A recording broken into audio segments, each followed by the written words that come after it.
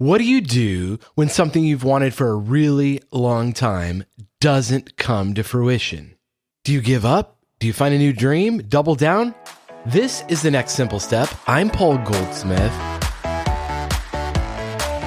How do you wait well in the interim? That's the question a listener to the show, Sarah, asked in response to the last episode where I talked about being patient. Your time will come, not giving up hope in your delayed dreams.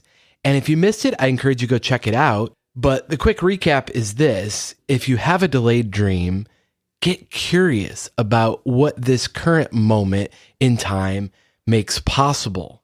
And then get help from others who have been there, or a coach to help you see your next steps through the fog.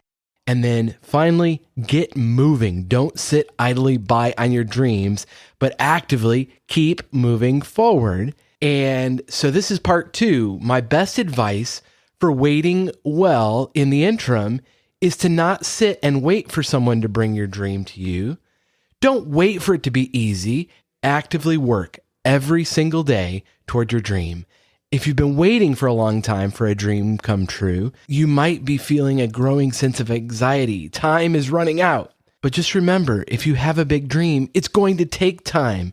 Nothing great happens overnight. The key to waiting well is taking daily action, however small, toward your big dream. Let's take an example. Say you have a dream about getting married, but you're not currently dating anyone. You don't get out of your daily routine. You might want to start socializing. Get out there, meet other single people who share your values. And the same is true for any dream. Increase the probability of your dream coming true by creating the environment for it most likely to happen. Make it unreasonable that it won't come true someday. The greater the dream, the bigger the time horizon. Maybe you've worked hard to pursue this dream and it still feels impossible, like it's slipping further and further away. Here are 3 steps to help you wait well as you're taking action. Number 1, don't assume your present reality is permanent. Think back to the last dream you accomplished, how much you have overcome, how far you've come in the last, say, 10 years. Why do you assume that you won't know more and be able to accomplish even more in the next 10 years? The future is not fixed. You'll know more people, have more experience, and hopefully more wisdom as time goes on if you're actively working toward a bigger future. Don't make the mistake of assuming your future is going to be the same as your present. That will keep you stuck. So step 2, as you're moving forward, is to write down a list of the most probable things that might prevent you from achieving your dream. And then, next to each item, what can you do to minimize the chance of those things derailing you? So if you're thinking of buying your dream house, what might prevent you from doing that? Buying expensive cars or anything else that prevents you from saving for that dream home. And that ties in closely to number 3. Don't settle for lesser dreams. If your dream is to start your own business, maybe that means turning down a promotion at work or a new job that has good pay but would require more of your time and attention. We are kept from our goals, not by obstacles, but by a clear path to lesser goals. And I think why this is such a struggle is we doubt if we'll actually get there. And we don't want to lay it all out on the line and then fall short. That would hurt our egos too much. So we accept lesser goals. That's what leads to regret and anxiety. Every meaningful dream will require sacrifice. What are you willing to give up to accomplish that dream? Maybe you need to give up your ego and accept you're not where you need to be to accomplish that dream yet. That's okay. All progress starts by telling the truth. I was listening to an interview with NFL quarterback Aaron Rodgers. Don't worry if you're not a football fan. I don't consider myself one, but I thought what he shared was insightful for anyone trying to pursue a big dream, because he talked about owning his dream, self-leadership, not letting where he was at any given moment hold him back from pursuing where he wanted to be. And that meant letting go of his own ego. He called it an ego death.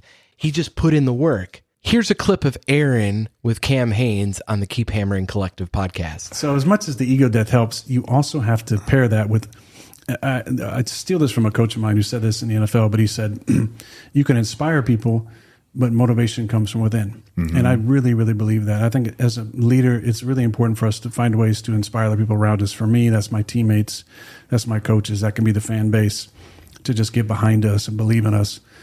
But the best players, the most successful people are self-motivated. So whatever it takes to motivate. And for me, it's been chips for a long time. I was passed on by 23 teams in the draft. You know, I didn't forget that. Yeah, I bet. I've given that up. That's long since passed. But you always got to find ways to stack some chips up to just get that little extra motivation. I love that. You got to find some ways to stack the chips in your favor, whatever it takes to fuel your own self-motivation. And I find it funny. He kind of laughs about it now, but 23 teams overlooked him before he got picked by the Green Bay Packers. He finally gets picked by a team, but that wasn't his dream. His dream was to be the primary quarterback. And unfortunately for him, the primary quarterback, the Hall of Famer Brett Favre, hadn't retired. So he was the backup for 3 long, grueling years. And I just want to play one more clip because it's so fascinating how he kept persevering as the backup, waiting for his moment. Most people don't know that in 2005, we played Seattle in the last game of the year, and we were 3-12, and they were on their way to the Super Bowl that year, so they would rest their guys, and we ended up getting up on them late in the game by a few scores, and I said, "Hey, Rook, like on the last drive, go take Brett out for a curtain call." So I was like, cool. But I was also thinking in the back of my mind, like, damn, this could be the last time he plays. Mm-hmm. This is like a weird change in the guard. So I went out there, dapped him up, and took a couple knees. And then in the locker room, he kind of gave like a retirement speech, it sounded like, I'm done, guys. It's been a great run. So I was like, damn, I'm going to be the guy now, you know? Yeah. And then he, next May, he's like, no, I think I'm going to come back, you know? And then we play the whole 06 season, and we play Chicago at the end of the year. We're 7-8, and they're on their way to the Super Bowl. It's like a carbon copy of the previous year, and I didn't have a curtain call that game, but we win the game in Chicago on New Year's Eve and come back in the locker room, and it's the same type of thing. He's kind of giving a farewell, like oh man, like it's been a great run. I'm like, oh, now it's my turn, you know. Yeah. And then he comes back again, and then in 2007 we had a good team. Yeah. We go 13-3 and lose an NFC Championship game in overtime to the Giants. And so I wasn't thinking anything. And I remember I was in... and he was a quarterback still? Yeah. Okay. So I'd been on the bench 3 years now. Mm-hmm. And he's just coming off a really good year where he's in MVP conversation. We were a really good team. We were, right on the doorstep. We had a chance to win the game. Lost in overtime to the Giants, who went on to beat the undefeated Patriots in the Super Bowl. Yeah. And so I was in my bed in San Diego, and I woke up at like 8 o'clock, and there was like 100 text messages. And I'm like, what the hell happened? Like, first I was like, somebody died. You know, like, yeah.